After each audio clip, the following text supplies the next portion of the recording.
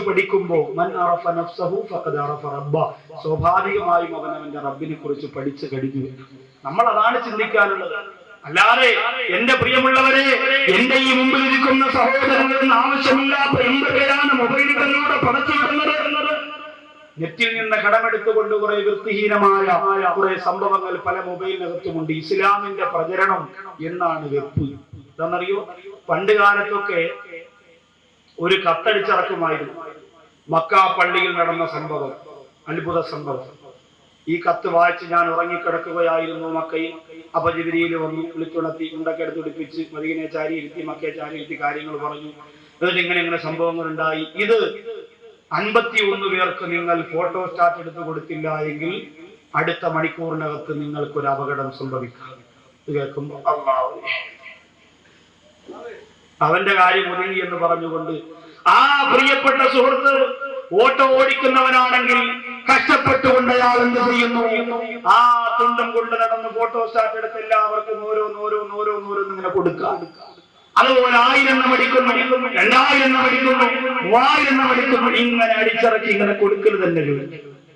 ഇന്നിപ്പോ അതിന്റെ കാലം കഴിഞ്ഞു. ഫോട്ടോ സ്റ്റാറ്റിന്റെയും ഫോട്ടോ കോപ്പിയുടെയും കാലം കഴിഞ്ഞു. ഇന്ന് മെസ്സേജിന്റെ കാലമാണ്. മെസ്സേജ് അയച്ചിട്ട് പറയും 50 പേർക്ക് ഈ മെസ്സേജ് അയച്ചു കൊടുത്തില്ലെങ്കിൽ നീയും നിന്റെ ഭാര്യയും മൊബൈൽ പൊട്ടിത്തെറിച്ചില്ല. അപ്പോഴേ അവൻ ചാർജ് ചെയ്തിട്ട് അയച്ചു കൊടുക്കലാണ് എല്ലാവർക്കും. ഇന്നിപ്പോ അങ്ങനെയാണ്. അതുകൊണ്ട് അങ്ങനെ പുരോഗമനം വന്നപ്പോ പുതിയ ദീനിന്റെ പ്രവർത്തനം ഇറങ്ങി. എന്താണെന്നറിയോ?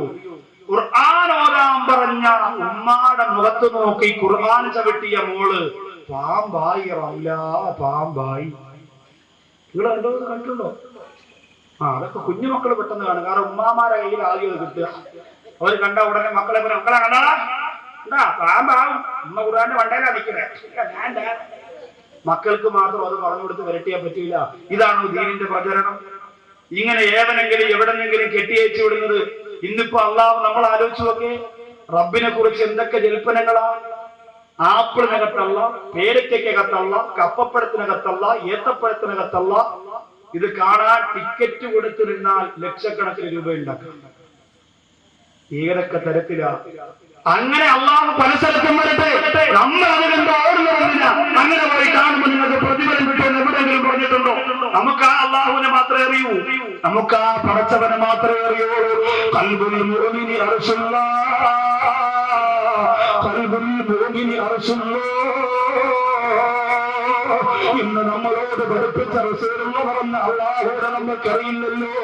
ഒരു വിശ്വാസിയുടെ ഹൃദയമുണ്ടല്ലോ, ഒരു വിശ്വാസിയുടെ ഹൃദയമുണ്ടല്ലോ. അതല്ലാഹുവിന്റെ സിംഹാസനമാണ് എന്ന് നബി മുഹമ്മദ് മുസ്തഫ സല്ലല്ലാഹു അലൈഹി വസല്ലം. നമ്മുടെ റബ്ബിരിക്കേണ്ടത് ഇവിടെയാണ്, ആപ്പിളിലും കപ്പപ്പഴത്തിലും അല്ല. അത് കാണാൻ വേണ്ടി മെനക്കെട്ട് കൊണ്ട അങ്ങനെ പലരും പറയും. പ്രിയപ്പെട്ടവരെ, ചില ഗൾഫിൽ നിന്ന് വരുന്നവരാ പ്രശ്നം. ഞാൻ അറബിയെ തൊട്ടടുത്ത് നിൽക്കുമ്പോഴാണ് അള്ളാഹു ആകാശത്ത് ഞാൻ കണ്ടുകൊണ്ട് നിൽക്കുക.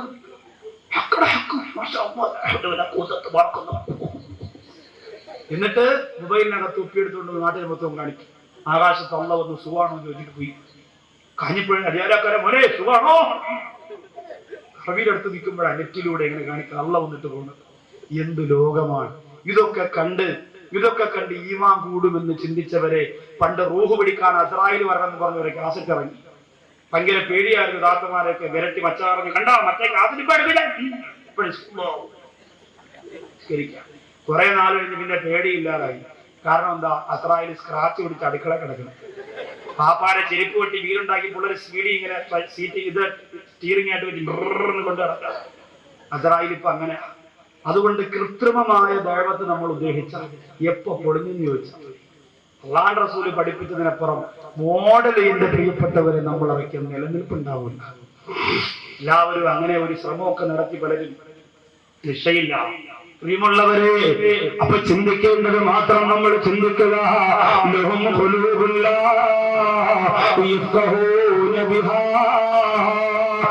ഏറ്റവും വലിയ ചിന്തകൾ മാറി മറിയുന്നത് ആരുടെ മനസ്സിലെന്നറിയോ?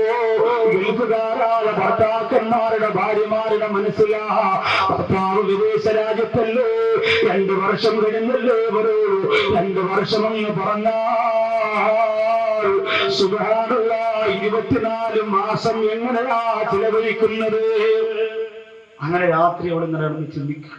അപ്പൊ ഭർത്താവിന്റെ കോള് വരും. ഭർത്താവ് രാത്രി ഗൾഫിൽ നിന്ന് വിളിക്കുമ്പോ രസമുള്ള പഞ്ചാര വാക്കല്ല നാട്ടിലുള്ള ഭാര്യയോട് പറയാനുള്ളത്. പിന്നെന്ത് പറയണം?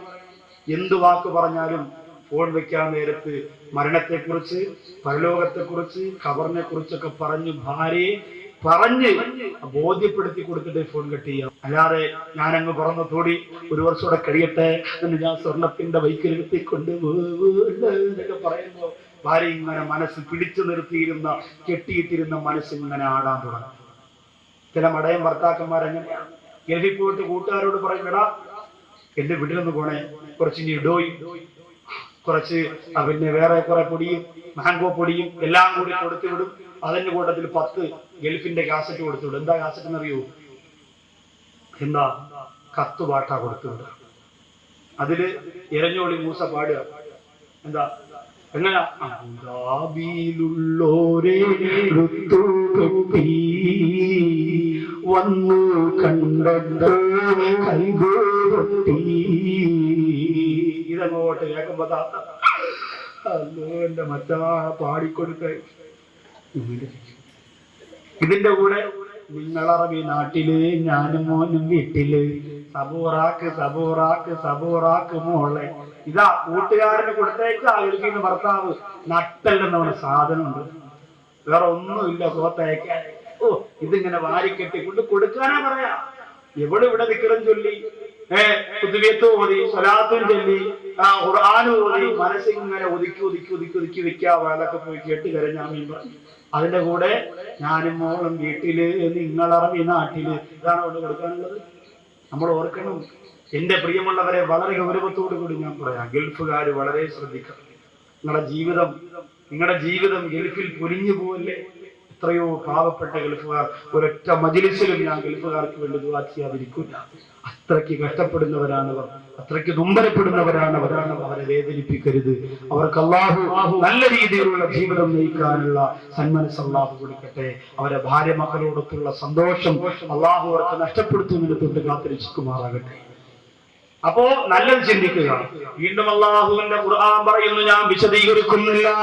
ലഹും ഖുലൂബുൻ ലാ യഫഖഹൂന ബിഹാ വലഹും അയ്യുൻ ലാ യുബ്സിറൂന ബിഹാ വലഹും ആദാനുൻ ലാ യസ്മഊന ബിഹാ. അല്ലാഹു പറയുന്നു, അവർക്ക് ഞാൻ കണ്ണുകളെ കൊടുത്തിട്ടുണ്ട്, പക്ഷേ ആ കണ്ണുകൾ കൊണ്ട് കാണാൻ പറഞ്ഞതല്ല അവർ കാണുന്നത് വളരെ മോശമാണ്. അവർ കാണുന്നത് വളരെ മോശമാണ്. മൊബൈലിലൂടെ മിന്നിമറയുന്ന ബ്ലൂടൂത്തുകൾ കൂട്ടുകാരിൽ നിന്ന് സേവ് ചെയ്ത് ബ്ലൂടൂത്ത് വഴി തന്റെ മൊബൈലിലേക്ക് കടത്തിയിട്ട് എല്ലാ സുഹൃത്തുക്കൾക്കും അയച്ചു കൊടുക്കുന്ന ചെറുപ്പക്കാരാ, കാണാൻ കഴിയുന്നതെല്ലാം നിന്റെ കണ്ണുകൊണ്ട് കണ്ടാൽ അല്ലാഹുവിന്റെ കോടതിയിൽ ചെല്ലുമ്പോ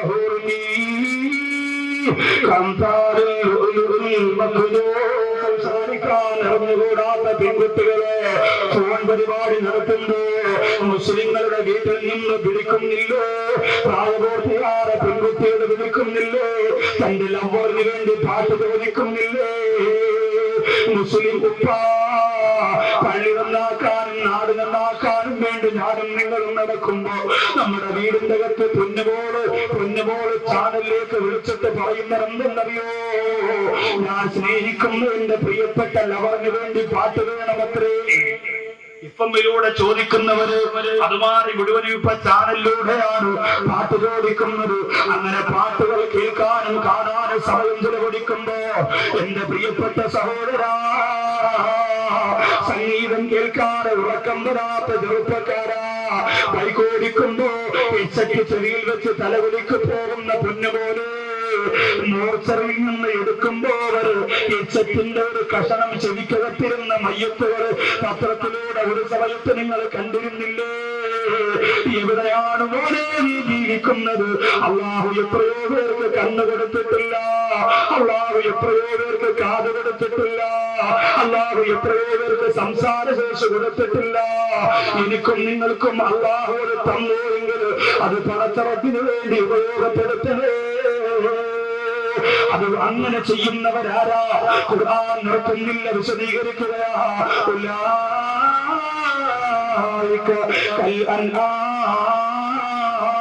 അവര് മൃഗതുല്യരാണ്, അവര് മൃഗത്തോടെയാണ്. അതല്ലേ അല്ല, മൃഗം ചെയ്യുന്നതിനേക്കാൾ ക്രൂരത ചെയ്യുന്നവരാണ് അവരെന്ന് ഖുർആൻ പറയുമ്പോ ശരിയല്ലേ പ്രിയപ്പെട്ടവരെ? ഒരു മൃഗം പോലും ചെയ്യാത്ത ക്രൂരഹത്യങ്ങളല്ലേ ഇന്ന് മുസ്ലിം സമുദായം അടക്കമുള്ള മനുഷ്യവർഗം ചെയ്തുകൊണ്ടിരിക്കുന്നത്? ആരോ ചെയ്യട്ടെ എന്റെ പ്രിയപ്പെട്ട മുസ്ലിങ്ങളെ. ജനങ്ങളിലേക്ക് അല്ലാഹു പറഞ്ഞു വിട്ട ഏറ്റവും ഉത്തമരായ ഉത്കൃഷ്ടരായ സമുദായമാണ് നമ്മള്. നമ്മൾ കാരണം ഒരാളെ മനസ്സ് വേദനിക്കല്ലോ, നമ്മൾ കാരണം ഒരാൾ നമ്പരപ്പെടല്ലേ, നമ്മൾ ആരുടെയും കല്യാണം മുടക്കല്ലേ. കല്യാണം മുടക്കുകളുണ്ടോ ഇവിടെ?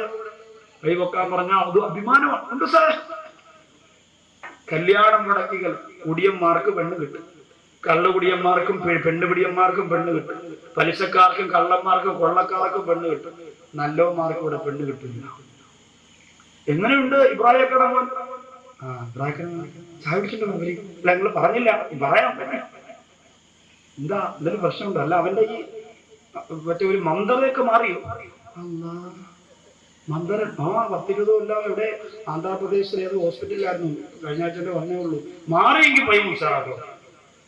അസുഖം സെറ്റപ്പ്, അസുഖം മാറിയാൽ അവൻ ഉഷാർ. ഇങ്ങനെ പറയാം, ഇങ്ങനെയാണ് പറയാ. നമ്മൾ ഓർത്തു നോക്കി, എല്ലാ അധികാരികൾക്കും പെണ്ണ് കിട്ടും, നല്ലവർക്ക് പെണ്ണ് കിട്ടാത്ത കാലം. അതുകൊണ്ട് കല്യാണം മുടക്കൽ വലിയ ഭവിഷ്യത്തായി നിൽക്കുക. എന്റെ സഹോദരങ്ങൾ അതിൽ നിന്ന് പിന്തിരിഞ്ഞേ പറ്റൂ. അത് തിരിഞ്ഞു തന്റെ നെഞ്ചിലേക്ക് വന്ന ആ നൊമ്പരങ്ങൾ അത്രമായി തറയ്ക്കുന്ന ദിവസവും കാത്തുകൊണ്ടിരുന്നു, അല്ലെങ്കിൽ പശ്ചാത്തപിച്ചു. രണ്ടിലേതെങ്കിലും ഒന്ന് ഉടനെ സംഭവിക്കും. അതുകൊണ്ട് ഒരിക്കലും മറ്റുള്ളവരെ വിഷമിപ്പിച്ച ഒരു ജീവിതം നമുക്ക് ഒരിക്കലും സന്തോഷം തരില്ല. അല്ലാഹുവിന്റെ റസൂൽ അത് ഇഷ്ടപ്പെട്ടിരുന്നു. അലാ ഉഖ്ബിറുക്കും ബിമൻ യഹ്റുമു അലന്നാർ, നരകം ഹറാമായതാണെന്ന് പറഞ്ഞു തരട്ടെ. അല്ലാഹുവിന്റെ റസൂലിന്റെ ചോദ്യം. സഹാബികൾ അതേ എന്ന് മറുപടി പറഞ്ഞപ്പോ കുല്ലു ഖരീബിൻ ഹയ്യിൻ സഹലിൻ, നല്ല രസത്തോടെ അടുത്ത് മയത്തോടെ ഇടപഴകി സംസാരിക്കുന്ന സാധുവായ മനുഷ്യന് നരകം ഹറാം. ആരെയും വക്രബുദ്ധിയില്ലാതെ നശിപ്പിക്കാനില്ലാതെ കൽബ് നല്ല കൽബുള്ള ആ മനുഷ്യന് നരകം ഹറാമാണ്. ആ ഒരു ഹറാമിയത്ത്, നരകത്തിന്റെ നിഷിദ്ധത നമ്മൾ നേടിയെടുക്കും. അതിന് ഹസൻ ബസ്രി റളിയല്ലാഹു അൻഹു പറഞ്ഞിരുന്നറിയോ, ലോകത്തൊരു മനുഷ്യൻ പരിപൂർണമായ മനുഷ്യനായി മാറാൻ ഏറ്റവും നികൃഷ്ടമായ ജീവിയായിട്ട് അവൻ കാണുന്ന നായ ഉണ്ടല്ലോ, നായ തൊട്ടാൽ 7 പ്രാവശ്യം കഴുകണമെന്ന് പറഞ്ഞ നായ ഉണ്ടല്ലോ. വഴിയിൽ വെച്ചൊരു നായയെ കണ്ടാൽ ആരും അറിയാതെ കല്ലെടുത്തു പോകും, അത്രയ്ക്ക് വൃത്തികെട്ട ജീവിയാണ് നായ. ആ നായയിൽ നിന്നൊരു മനുഷ്യന് പഠിക്കാൻ പരിപൂർണമായ 10 കാര്യങ്ങളുണ്ട് എന്ന് ബഹുമാനപ്പെട്ട ഹസൻ ബസ്രി റളിയല്ലാഹു തആല അൻഹു പറയുകയാ. സൂഫി മണ്ഡലത്തിന്റെ രാജകുമാരനായി സന്തോഷത്തോടെ ജീവിച്ച, അല്ലാഹുവിനെ ഭയന്ന് വിറച്ചുകൊണ്ട് ലോകത്ത് പൊട്ടിക്കിടന്ന, ഒരുപാട് ഗുണപാഠ മുഅ്മിനീങ്ങൾക്ക് സമ്മാനിച്ചുകൊണ്ട് മൺമറന്നു പോരാ ഹസൻ ബസ്രി റളിയല്ലാഹു അൻഹുവിന്റെ ഉപദേശമുണ്ടല്ലോ. എന്റെ മുമ്പിൽ വന്നിരിക്കുന്നവരെ, നമ്മുടെ ജീവിതത്തിൽ ഒരുപാട് മാറ്റത്തിന് വഴിത്തിരിവുണ്ടാക്കുന്ന ഒരു ദിവസമായിട്ട് മാറാൻ ഈ ഉപദേശങ്ങളെ ഞാനും നിങ്ങളും തിരഞ്ഞെടുക്കണം. നായ എന്ന് പറയുന്നത് ഞാനും നിങ്ങളും വെറുക്കുന്ന ജീവിയാണെങ്കിലും ഇന്ന് എല്ലാ വീടുകളിലും അതിനെ സ്നേഹിച്ചു തുടങ്ങിയല്ലോ. എല്ലാ വീടുകളിലും നായയെ സ്നേഹിച്ചു തുടങ്ങി. അമേരിക്കയിൽ നായയുടെ കുഞ്ഞിനെ പെണ്ണ് പ്രസവിച്ചു തുടങ്ങിയിരിക്കുന്നു. നായയെ മടിത്തട്ടിൽ വെച്ചുകൊണ്ട് യാത്ര പോകുന്ന, കോടിക്കണക്കിന് രൂപയുടെ വാഹനത്തിൽ തന്റെ വളർത്തുനായെ അടുത്തിരുത്തിയിട്ട് തലോടിക്കൊണ്ടുപോകുന്ന, ഭർത്താവിന് ചാറ്റ ഭാര്യയും നായയും കൂടി ഒരുമിച്ച് പറയുന്ന ഒരു കാലം. മക്കളെ കുളിപ്പിക്കാൻ നേരമില്ലാത്ത ഉമ്മ രാവിലെ നായയുടെ പുറത്ത് വെള്ളം കോരിയൊഴിച്ച് ഓലത്തുമ്പത്തിരുന്നു ഏലാടും എന്റെ നായ്ക്കുട്ടി, അങ്ങനെ പാട്ടുപാടുന്ന കാലമാണ്. ആലോചിച്ച് നോക്കി, നായകളെ ഉമ്മമാരും ഉപ്പമാരും കുളിപ്പിക്കുന്നു. നായക്ക് 10,000 രൂപയുടെ ബിസ്ക്കറ്റ് വാങ്ങിക്കൊടുക്കുമ്പോ 5 രൂപയുടെ ഗുളികയ്ക്ക് വേണ്ടി പൊട്ടിക്കറിയുന്ന നേരമില്ലാത്ത മക്കൾ ജീവിക്കുന്ന നാടായി കേരളം മാറുമ്പോ, നിങ്ങളെല്ലാവരും നായകളെ വളർത്താൻ വേണ്ടിയിട്ടല്ല ഞാൻ ഈ വിഷയം പറയും. മറിച്ച് ഞാനും നിങ്ങളും വെറുക്കുന്ന നായ പോലും നമ്മെ മനുഷ്യനാക്കാൻ 10 ഗുണപാഠം കൂടെ കൊണ്ടു നടക്കുകയാണ്. അതിന്റെ സ്വഭാവ രീതിയിൽ അതുണ്ടത്രേ. അതെങ്ങനെ ആ സ്വഭാവം ഉണ്ടാക്കിയെടുത്താൽ അവർക്ക് അല്ലാഹുവിന്റെ പൊരുത്തം നേടാൻ കഴിയുമെന്ന്, അവർക്ക് അല്ലാഹുവിന്റെ തൃപ്തി നേടാൻ കഴിയുമെന്ന് ഹസൻ ബസരി റളിയല്ലാഹു തആല അൻഹു പറയുന്നു. നാളെ നമ്മൾ നിസായത്തെ കാണുന്നുവെങ്കിലും എന്റെ പ്രിയപ്പെട്ടവരെ, വകൽബുഹും വാസിഖും ബിറായിഹി ബിൽ വസീദ് വലിത്തലഅത അലൈഹിം വല്ലൈത മിൻഹും ബിറാറാ വലമുലൂത മിൻഹും റുബാ.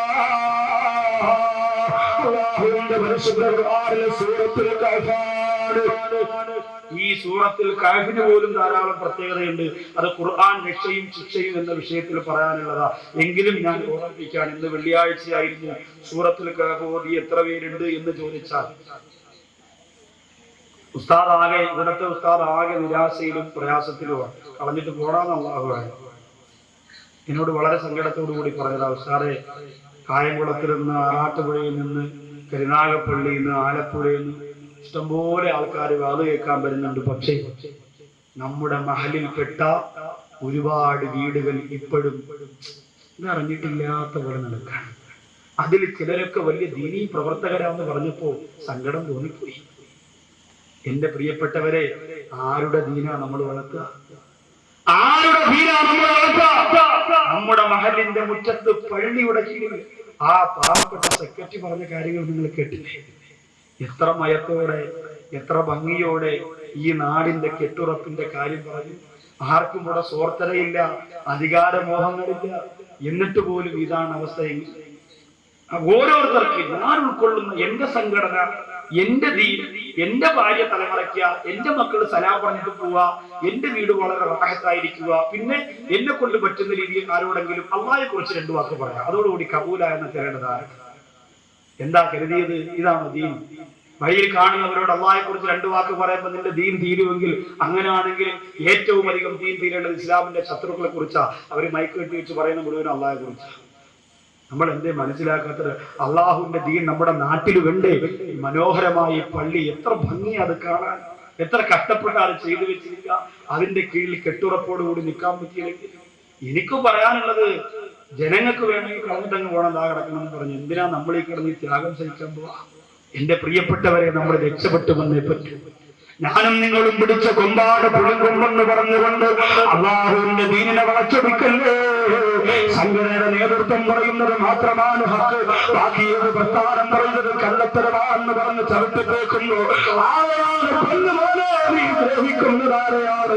അബീരയുടെ മണവാറിനെ ചെയ്തെന്ന് പറയല്ലേ എന്ന് പറഞ്ഞ പ്രസ്ഥാനം പോലും തന്റെ പുസ്തകത്തിലൂടെ 100-ലധികം പ്രാവശ്യം തന്റെ സ്വന്തം നേതാവിനെ ചെയ്തെന്ന് വിളിക്കുമ്പോ റസൂലുള്ളാഹിയെക്കാളും വലിയ നേതാവ് നമുക്ക് വന്നുപോയോ? ഹബീബിനെക്കാളും വലിയ പാപം പഠിപ്പിക്കുന്ന അധ്യാപകരെ നമുക്ക് കിട്ടിപ്പോയോ? വേണ്ടതെന്താ? നല്ല ഭയത്തോടെ, ധർമ്മത്തോടെ, യഥാശോടെ വന്നിരുന്നില്ലാരെങ്കിൽ എവിടെയെങ്കിലും പോയി 10 വർഷത്തെ ജമാഅത്തായി നിസ്കരിക്കുമ്പോ ഞാൻ വലിയ ദീനുള്ളവനായിട്ടോ എന്ന് ചിന്തിച്ചുപോ മോനത്തോട് വരച്ചിരിക്കല്ലേ ഈ സമുദായത്തിൽ അല്ലാഹുവിന്റെ ദീനം നിറഞ്ഞ മലയാള പുസ്തകത്തിന് മാത്രം കെട്ടിയൊരുക്കി വെക്കാനുള്ളതല്ല. എന്റെ പ്രിയപ്പെട്ടവരെ, വലിയൊരു ഭാഗ്യാത്തിന്റെ ലൈബ്രറിയിലേക്ക് കടന്നതെല്ലാം നിങ്ങൾക്ക് കഴിയോ? റഷാദിന്റെ ലൈബ്രറിയിലേക്ക് കടന്നതെല്ലാം കഴിയോ? കാരന്തോറും അർക്കസമക്കമുള്ള എന്റെ പ്രിയപ്പെട്ടവരെ, എപിയുടെയും ഇകെയുടെയും സ്ഥാപനങ്ങളോ, കൃഷ്ണയുടെ സ്ഥാപനങ്ങളോ, ആ സ്ഥാപനത്തിന്റെ ഉസ്താദുമാരോട് പഠിക്കുന്ന കിതാബടക്കി വെച്ചിരിക്കുന്ന ലൈബ്രറിയിൽ അകത്തേക്കൊന്ന് കടന്നു എന്നാൽ ഒരു വരി തെറ്റുകൂടാതെ വായിച്ചർത്ഥം പറയാ. എന്റെ പ്രിയപ്പെട്ടവരെ, നമുക്ക് കഴിയില്ല.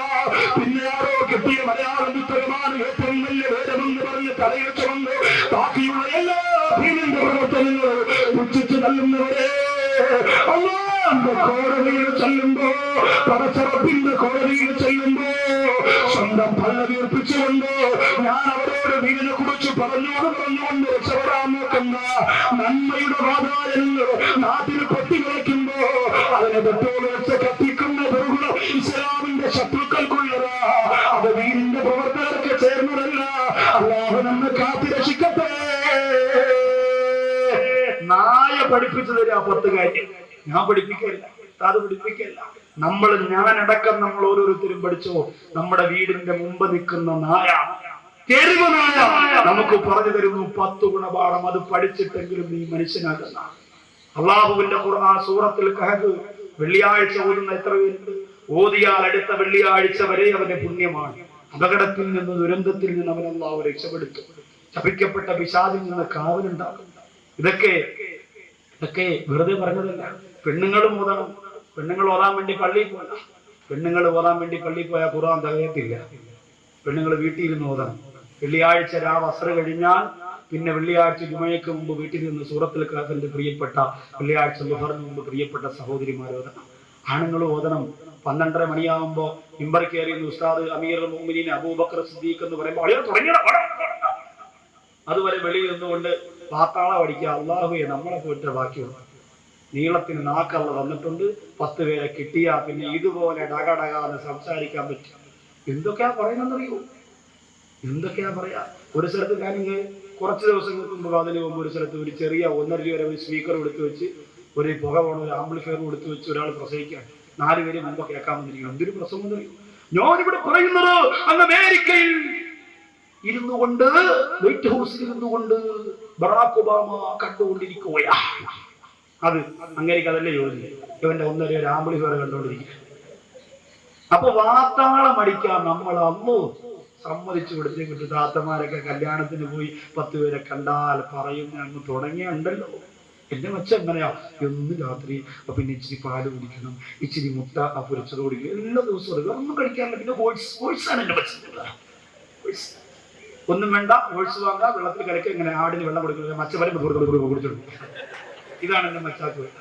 അപ്പൊ ഇങ്ങനെ താളം വിടാൻ അല്ലോ. അതുപോലെ നമ്മള് മോശമാണോ? സുബ്ഹാനല്ലാഹ്, നമ്മളും മിടുക്കരല്ലേ? നമ്മൾ ചില ആൾക്കാര് ഒരു സ്ഥലത്ത് ഇത്തിരി ആളെ കാണുമ്പോ ചില ചെറുപ്പക്കാർ എന്നിട്ട് പറയും, എന്നാലും നമ്മളവിടെ തന്നെ അത്ര പോരാ. കാരണം എന്താ? നമ്മളെക്കാളും വലിയ പരിപാടി ലോകത്താരും വെക്കാൻ പാടില്ല എന്ന തീരുമാനത്തിലാവും. അതുകൊണ്ട് വേറെ ഏത് സ്ഥലത്ത് അത്ര പറ്റൂല. ചിലപ്പോ അതിന്റെ ഇരട്ടി കാണും ആള്. എന്നാലും അങ്ങനെ പറയും. താളം വിടാൻ, സംസാരിക്കാൻ 10 പേരെ കിട്ടിയാൽ നമ്മളെ കഴിഞ്ഞിട്ട് ബാക്കിയുള്ളൂ.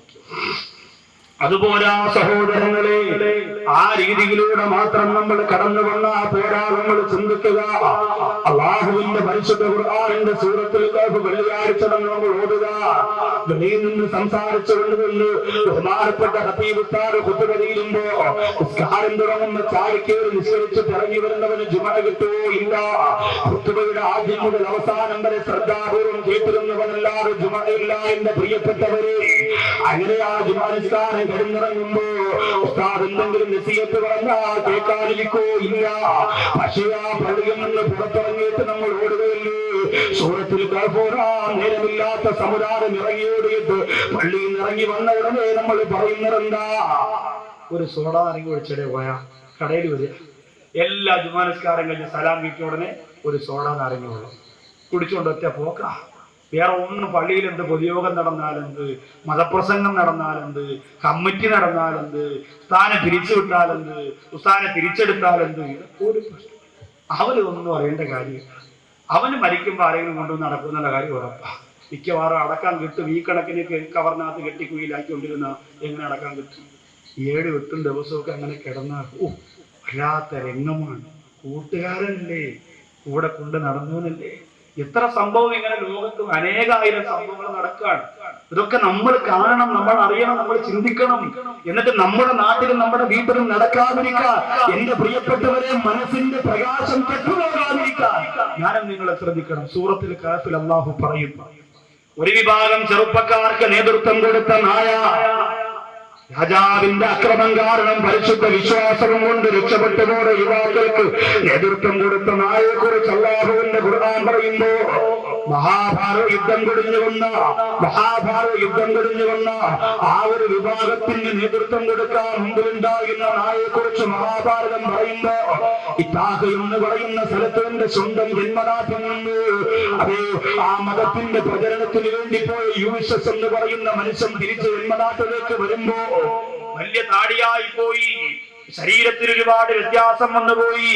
ഇത്താക്ക എന്ന് പറയുന്ന ബൈബിൾ പരിചയപ്പെടുത്തുന്ന രാജ്യത്തിലേക്ക് കടന്നു വന്നപ്പോ ആ സഹോദരനെ തിരിച്ചറിയുന്നവരാരും അവിടെ ഇല്ല.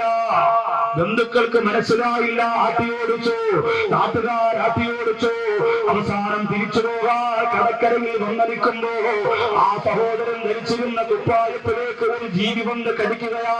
തിരിച്ചു നോക്കുമ്പോ വർഷങ്ങൾക്ക് മുമ്പ് താൻ തന്റെ മടിയിലിരുത്തി പാല് കൊടുത്തിരുന്ന ബിസ്ക്കറ്റ് കൊടുത്തിരുന്ന വളർത്തുനായാണ് വന്നിട്ട് തന്റെ യജമാനെ കണ്ട് തിരിച്ചറിഞ്ഞു പോയതെങ്കിൽ ആ നായെ കുറിച്ച് ക്രൈസ്തവ മതം പരിചയപ്പെടുത്തുമ്പോ എന്റെ പ്രിയപ്പെട്ടവരെ, ഈ നായിൽ നിന്ന് സമുദായത്തിന് പഠിക്കാനുള്ള 10 കാര്യം ഹസൻ ബസ്രി റളിയല്ലാഹു തആല പറയുന്നു. ഒന്നാമത്തെ കാര്യം എന്തെന്നറിയോ?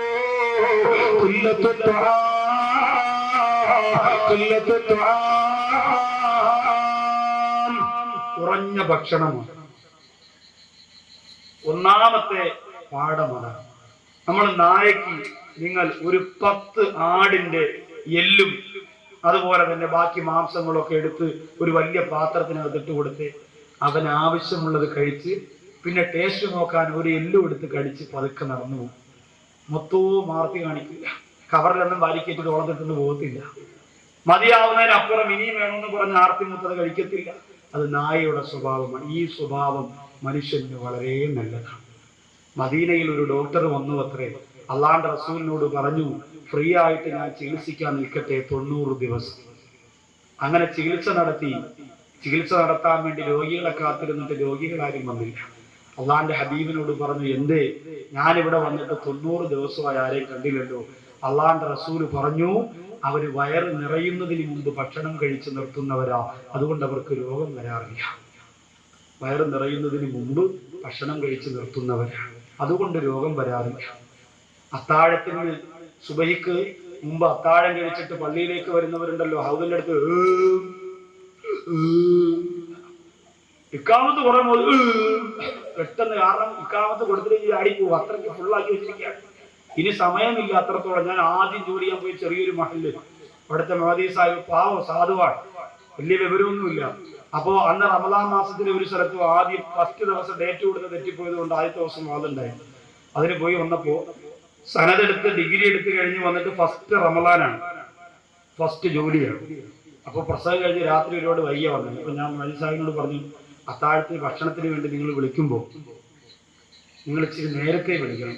സാധാരണ ബാങ്കിൽ തൊട്ട് മുമ്പ് എഴുന്നേറ്റ് കഴിക്കൽ ഒരു 10-15 മിനിറ്റ് മുമ്പ് കഴിച്ച് തീർന്ന് വല്ലൊക്കെ വെച്ചിരിക്കലാണ് സുന്നത്ത്. ഞാൻ പറഞ്ഞു, നിങ്ങൾക്ക് നേരത്തെ വിളിക്കണം. കാരണം സമയത്ത് ചിലപ്പോൾ നിങ്ങൾ ഉറങ്ങിപ്പോയി, ഞാനും ഉറങ്ങിപ്പോയി. പ്രസവം കഴിഞ്ഞ് വളരെ ക്ഷീണിച്ച് വന്നതാണ്. അതുകൊണ്ട് നിങ്ങളൊരു കാര്യം, ശരി സാറേ. അങ്ങനെ 1:30 മണിയായപ്പോൾ മുമ്പിൽ വിളിക്കാൻ ഞാൻ പറഞ്ഞു, 1:30 മണിയല്ലേ ഉള്ളൂ സാറേ, സാധനമെല്ലാം അവിടെ എത്തിക്കൊണ്ട് മുമ്പ് റെഡിയാണ്. ഞാൻ പറഞ്ഞു, നിങ്ങളൊരു കാര്യം 4 മണിക്ക് വിളിച്ചാൽ, നേരത്തെ ഞാൻ ഉദ്ദേശിച്ചാതാ, 4 മണിക്ക് വിളിച്ചു. ശരി സാറേ, എന്നാ ആയിക്കോട്ടെ. അങ്ങനെ മുറ്റമൊക്കെ അടിച്ചു വാരി തൂത്തി വൃത്തിയാക്കിയൊക്കെ ഇട്ടിട്ട് പാവപ്പെട്ട ഇരുന്നിരുന്ന ഒരു സ്ഥലത്തിരുന്ന് അങ്ങ് ഉറങ്ങിപ്പോയി. അപ്പുറത്തെ പള്ളിയിൽ ബാങ്ക് വിളിക്കാൻ വേണ്ടി മൈക്കിൽ പൊട്ടിയപ്പോഴാ പുള്ളി ഉണരണ. പെട്ടെന്ന് എന്റെ ഫസ്റ്റ് നോമ്പ് ഡിഗ്രി എടുത്ത് വന്നിട്ട് വാതിലിൽ മുട്ടി, വാതിൽ തുറന്നു. ഞാൻ പറഞ്ഞു, പേസ്റ്റും എടുത്ത് ബ്രഷിലൊക്കെ വെച്ച് ഇങ്ങനെ പല്ലിയൊക്കെ വേണ്ടി പോകുമ്പോ അദ്ദേഹം എവിടെ പോവാ? ഞാൻ പറഞ്ഞു, പല്ലി വെച്ചിട്ട് ഭക്ഷണം കഴിക്കണ്ടേ, ഇന്നിപ്പോ പല്ലി കഴിക്കാതെ കഴിക്കാം, പെട്ടെന്ന് വരും. അപ്പൊ അപ്പുറത്ത് ബാങ്ക് കഴിക്കാം. ഞാൻ പറഞ്ഞു, അവിടെ വാങ്ങി, അത് അവിടെ ഇല്ലേ, നിങ്ങൾ കഴിച്ചിട്ട് ഞാൻ പതുക്കെ ഇവിടെ വാങ്ങി വിളിച്ചതാണ്.